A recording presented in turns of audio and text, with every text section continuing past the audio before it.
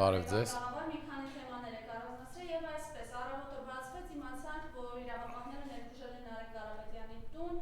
ինչպես ասում են, քորոփոշման դուրս են եկել, ոչինչ չեն գտել, ոչինչ չեն տարել եւ նաեւ առավոտյան իմացանք, որ Ալիկ Ալեքսանյանի կալանքը եւ երկանսով երկարաձգվել է։ Համեցեք։ Դե Նիկոլ Փաշինյանը իր ռեպերտուարի մեջ է, շնորհակալ եմ հրավերի համար եւ շարունակենք։ Նիկոլ Փաշինյանը իր ռեպերտուարի մեջ է Նարեկ Կարապետյանի նկատմամբ հարուցված քրեական գործը աբսուրդի ժանրից, հա։ Ես ինչքան որ տեսել եմ, չեմ ծանոթացել գործին, բայց լրատվականների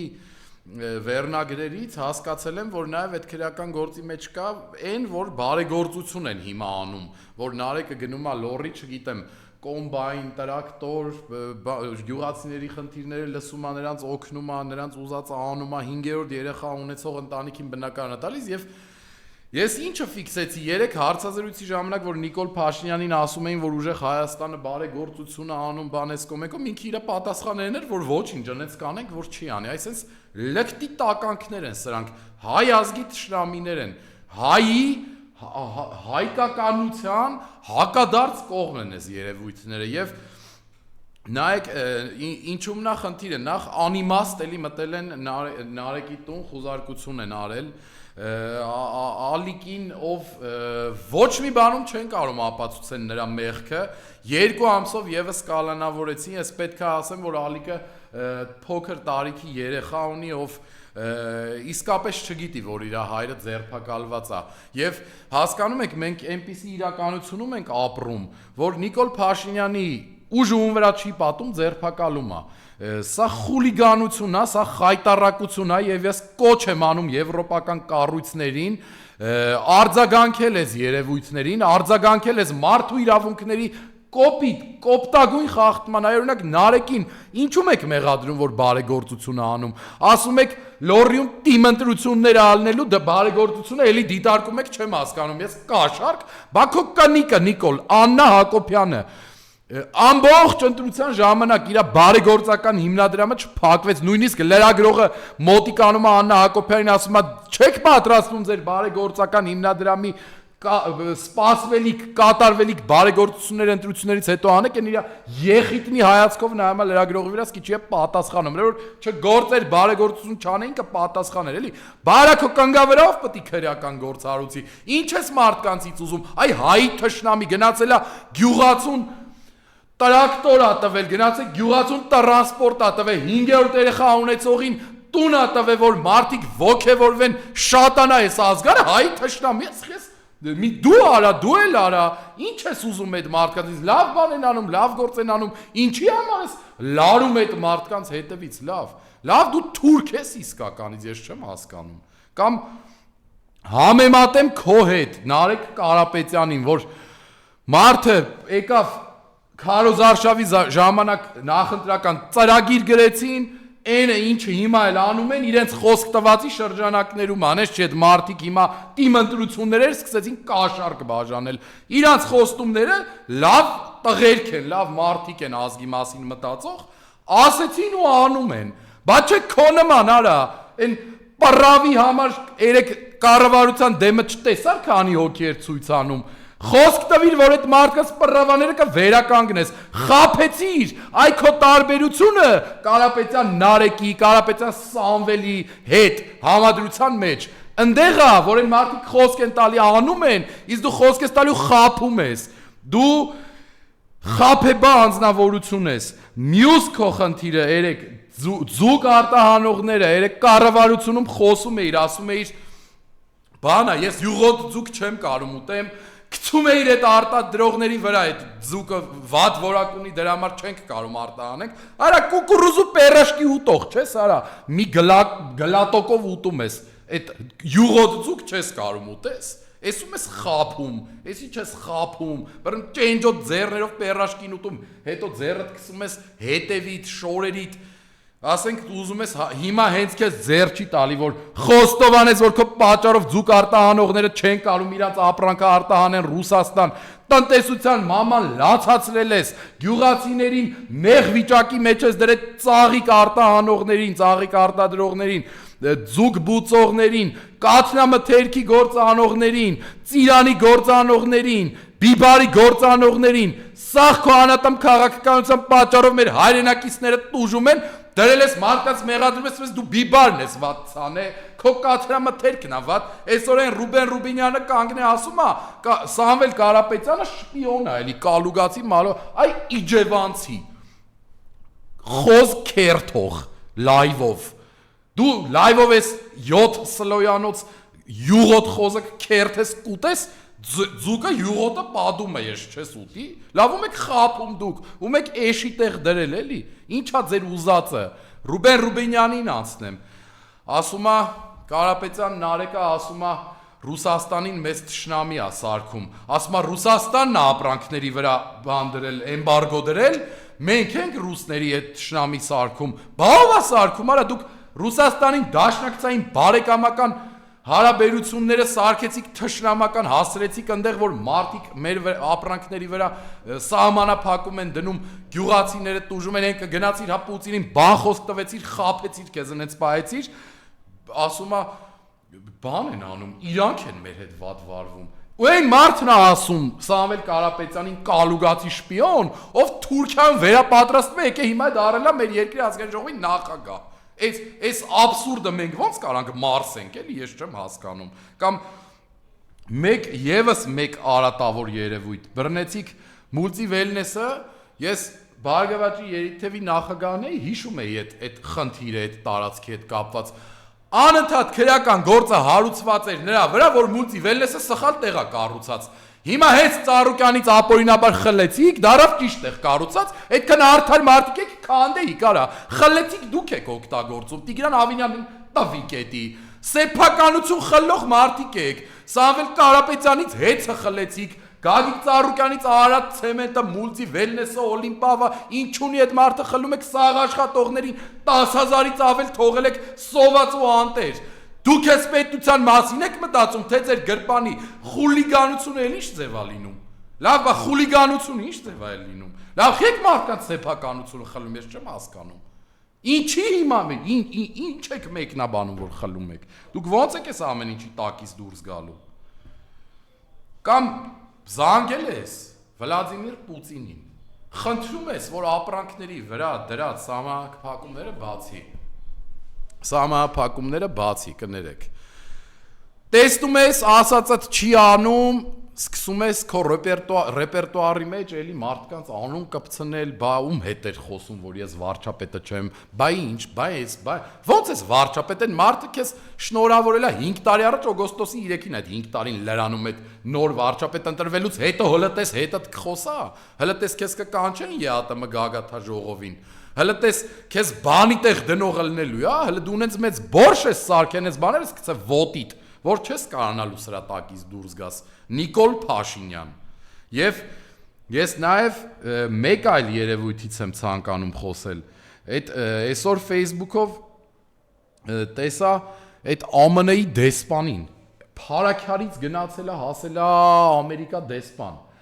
Լուրջ գիտական կենտրոնում ինչ-որ բանի է, քննարկման է, արա նասկի չկա ոտին, առանց նասկի աղ, արա լավ, ես ունենք մենք հասել, ես ինչ երևույթներ եք դուք, ոչ դիվանագիտական կրթություն ունեք, ոչ դիվանագիտական էթիկա ունեք, ոչ դիվանագիտական էտիկետ գիտեք, ոչ մի բանից տեղյակ չկարեց, ես ոնց կարելի է վստահել ինչ-որ մի երկրում դեսպան, ոնց կարելի է Ամերիկայի նման կարևորագույն երկրում արա ձեզ դեսպան նշանակեն, դուք սկի արարողակարգային տարական նորմերը չգիտեք, հանդիպումներին ինչա պետք հագնել, ինչա պետք խոսալ, ինչ դիրքով է պետք նստել, այ անգրագետներ։ Բաքվի այդ ըմբշամարտի մինչև 17 տարեկանների, եթե չեմ սխալվում, կամ 21, չգիտեմ այդքան էլ էական չի, մեր մարզիկներից եմ ուզում խոսամ, այ չեմպիոն տղա, մեր ազգի դրոշը բարձր ես պահել, ընենց բան ես արել Բաքվում, որ քեզնով պետքա պարծենանք, Արա այս իշխանական հրահանգների խաղերի մեջ չի ես մտնում Բաքվում ինչ շատ լավ են ընդունել երեկը մեծ տրիները իրանց մեր հավաքականի մարզիչը, այնպիսի ջերմընդունելությունը, ինչ ներարա ջերմընդունելություն, շվացնում էին, սուլում էին, գոռում էին մեր մարզիկների մասնակցության ժամանակ։ Ինչ Նիկոլը ասել էր, տենց կասեք, լավ դուք հայ եք, դուք պատիվ ունեք, արա դուք չեմպիոն եք, թե սաղդ գործիք եք Նիկոլի ձեռ, լավ ինչքան կարելի է պատիվը ազգի սեփական կարծիքը գցել գետնին դնել մի կողմ Նիկոլի կամակատարություն անել, լավ արա ձեզ ո՞նց բացատրենք, որ չի կարելի, լավ ձեզ ո՞նց բացատրենք, որ սեփական շահից, նյութականից եւ մնացածից կան վեհ եւ կարեւորագույն արժեքներ, դա հայրենիքն է, դա ազգն է եւ մեր կարմիր գծերն է, դա ո՞նց բացատրենք մենք ձեզ այդքանը։ Եվ ես ցանկանում եմ խոսել ամենավերջում վեհափառ հայրապետից եւ շատ զայրացած եմ, որ ամբողջ հայերի հոգեվոր առաջնորդին, առաջինը քրիստոնեություն ընդունած պետության վեհափառ հայրապետին, մեր երկրի ոչ լեգիտիմ ղեկավարը, ասում է ես Գարեգին Բեին կաթողիկոս չեմ ճանաչում։ Արա Գարեգին Բեին ամբողջ աշխարհը ամենայն հայոց կաթողիկոս է ճանաչում, դա անբեկանելի փաստ է, մեկ դու չես ճանաչում, մեկ էլ չի ճանաչում այն թուրք ԵԱՀԿ-ի նախագահան, ով քեզ հորդորում էր կաթողիկոսին հանես, դու հասկանում ես ով ես, ոչ լեգիտիմ, չճանաչված վարչապետ ես, ով իրան վերապահում է ասի, որ կաթողիկոսին ամենայն հայոց չի ճանաչում կաթողիկոս, դու հասկանում ես ինչ ծիծաղելի վիճակում ես, եւ ամենավերջում, քանի որ խոսեցինք կաթողիկոսից, քանի որ խոսեցինք վեհափառ հայրապետից, ես ցանկանում եմ ընդդիմադիր ուժերին հորդորել, խնդրել, հրամայել, որ այն տիրադավը, ով կաթողիկոսի փոխարեն կգնա ազգային ժողով եւ կանցկացնի այն արարողությունը, որը ամեն գումարման ազգային ժողովի բացման ժամանակ նոր ձևավորվող անցկացրել է ամենայն հայոց կաթողիկոսը, մեր վեհը, այդ տիրադավի այդ արարողության ժամանակ լքեք դահլիճը, չմնաք դահլիճում, գնացեք վեհափառ հայրապետի մոտ, թող ձեզ օրհնի եւ գնացեք ձեր աշխատանքը շարունակեք։ Շնորհակալ եմ, կհանդիպենք։ Տվեք, ես իմ ընտրած թեմաները ավարտեցի, եթե հարցեր կան։ Վերջերս Իսկինը խոսում էր, որ սպառնալիքներ են իր հասցեին հնչում, պայմանավորվածներն որ ինքը ընտանեկան բռնությունից է խոսում։ Բայց մենք տեսնում ենք զուգահեռ իրականության մեջ, թե ինչպես են այլ կանայք բռնության ենթարկվում։ Արևնաս Մանուկյանը Այո։ խոշտանգում է։ Իր ամուսինը մետրոյում հարձակվեց ազատամարտիկի դստեր։ Ոչ միայն ազատամարտիկի, բազմաթիվ կանանց հետ Նիկոլ Փաշինյանը ինչպես էր Քարոզ Արշավի ժամանակ խոսում։ Ես նայեք Աննա Հակոբյանին անդրադարձել եմ, ես ինչ ասեմ, ասենք Աննա Հակոբյանը մարդկանց այնքան են հասցրել ներվային բաների մեջ, որ մարդիկ իրանց մասին ինչ ասես գրում են, բռնել այդ մարդկանց կոմենտները սկրին արել, դրել է, ասում է ինձ սպառնում են վարչապետի կնոջը, սպառնում են, քեզ ընեց մի պահի, որ չսպառնան, ձեզ ընեց մի պահեք, որ մարդիկ իրանց կարծիքը ձեր մասին չասեն, կամ դու Աննա Հակոբյան, կանանց բռնությունից ես խոսում, մարդը Շարասյունով են հղի կնոջը խեղճ գցեց մեքենայի տակ սպանեց երեխայի հետ, կին չէր, իրավունք չուներ, բռնություն չի կյանքից զրկելը կնոջն ու երեխային, միջև հիմա ով է պատժվել, մարդդ պատժվել է դրա համար, իհարկե չի պատժվել, կամ դու ինչ կապ ունես Նիկոլ Փաշինյանի հետ, դու Նիկոլ Փաշինյանից բաժանվեցիր եթերով, դու ասեցիր, որ դու լքում ես առանձնատունը, որ դու այդ նվերն խաբեբաներ եք դուք, ստոր խաբեբաներ եք դուք, որովհետև ձեր ոչ մի ասած չի համապատասխանել այսքան ժամանակ իրականությանը։ Եվ բանակում խոշտանգման ահազանգ ենք ստանում Դա այդ երեկվա դեպքն է, այդ երեք որ տղայի հետ կապված եւ մենք տեսնում ենք, որ քիչ է Պապիկյանը հրաժարականի մասին չի խոսում, նախ փորձում են ծածկադմփոց անել այսպիսի պատմություն։ Որ չի եղել նման բան։ Պաշտպանները կամ լրագրողները միջև բացատրում են եւ հետեւողական լինում, ու դրա փոխարեն հակառակը վերանշանակվելու է Սուրեն Պապիկյանը եւ երկրում հանցագործությունները վխտում են, նշանակվելու է ներքին գործերի Բայց Մարիամ ջան, իրանք չեն անում այդ ամեն ինչը նրա համար, որ ոլորտները կարգավորվեն, իրանք դա անում են, որ սեփական գրպանը լցնեն, իշխանությունը պահեն, լավ զգան իրանք։ Սուրեն Պապիկյանի շատ պետք է մեր բանակում զոհ կա թե չէ։ Դուք չտեսաք երեք Վահե Մակարյանը, երբ Նիկոլ Փաշինյանին հարցրեց, ասեց Վազգեն Սարգսյանի ժամանակ, երբ դիակներ էին գալիս, մի բան էիք գրել, հոդված էիք գրել, որ ձեր ծնողներին բերում են նվերներ դիակների տեսքով, ինքը հենց երեք բան արեց, որ խոստովանեց, որ այո, մենք ծնողներին դիակների տեսքով նվեր ենք բերում։ Այսինքն, այս մարդը նույնիսկ այնքան չգիտեմ, չի փշակաղվում այդ բառերը այդ արտահայտելուց, չի նեղվում, որ իր ղեկավարած երկրում 7 ամսվա մեջ արդեն 36-րդ զոհն է բանակում եղել խաղաղ պայմաններում։ Մեծը բերանը բացած ասում այո, փաստա մենք նվեր ենք դիակներ։ Չի, այսինքն ինքը չի նեղվում այդ արտահայտությունից։ Հիմա ես իրանց ասած արտահայտությունները մեջ բերելուց փշակաղվում եմ, որովհետև ոնց կարելի է զինվոր կորցնող մորը նման բան ասել։ Ոնց կարելի է դա անել։ Եվ ես հիշում եմ, եթե չեմ սխալվում, այն 2 տարեց մարդիկ, որ Արարատի մարզում երեխաների էին բռնաբարել, չէ՞, այդպես դեպքեր եղել։ Դա Սյուզի Բադոյաններ չէ բացահայտել։ Այ նույն բանն է տեղի ունենում այս բանակում խոշտանգված զինվորի հետ, որովհետև այդ բռնաբարությունն էլ էին ուզում կոծկեին այնքան ժամանակ, մինչև ի պատիվս Բադոյան Սյուզիի, ով միջև վերջ գնաց այդ մարդկանց լսեց, հրապարակեց տեղի ունեցածը, որ էլ չունեն հնարավորություն կռուտի տնելու, ձերբակալեցին կամ մարդ կար Արամուսում 4 հոգի թե 3 հոգի գնդակահարել էր, մեղավոր չեն ճանաչում, ասում են ինքը մեղավոր չի, ինքը գժի թուղթ ունի, թե գիժ, այսինքն մենք այնց երկրում ենք ապրում, վաղը մեզ է կարան կրակեն, ասեն դե մի նորմալ է, ինչ ա եղել, որ հիմա ինչ խնդիր կա, ու մենք խոսում ենք անվտանգությունից, մենք խոսում ենք ժողովրդավարությունից, մենք խոսում ենք խաղաղությունից, այսինքն եթե Ադրբեջանի հետ պատերազմ չի, բայց մենք 7 ամսում ունենք 40 զոհ մոտ, ինչի մասին է խոսքը, ինչ խաղաղության, ինչ բանակի մասին է խոսքը, պարզապես պետք է ազատվել այս չարիքի իշխանությունից եւ դա պետք է անել ընդդիմության խորհրդարանական եւ արտախորհրդարանական ընդդիմադիր ուժերի բացարձակ միասնության արդյունքում այլապես սա անհնար է լինելու։ Եվ վերջին հարցը վեսպրեզել են իրենք սահմանել ամբողջ երկրում իրավական վեսպրեզել, բայց վերջում էլ տեսանք ինչ բարձրացած քպականներն են արդեն իրար հայոյում ու ծեծում Աբովյանի դեպքը, խնդրեմ Հայկ Կոնջորյանի եղբայրը հայոյել է մի քպականի, այն քպականն էլ ծեծել են նրան, համեցեք։ Դե ինչը մեկնաբանենք, իշխանության եկածները, ես ասում եմ, իրանք պայքարում են աթոռի եւ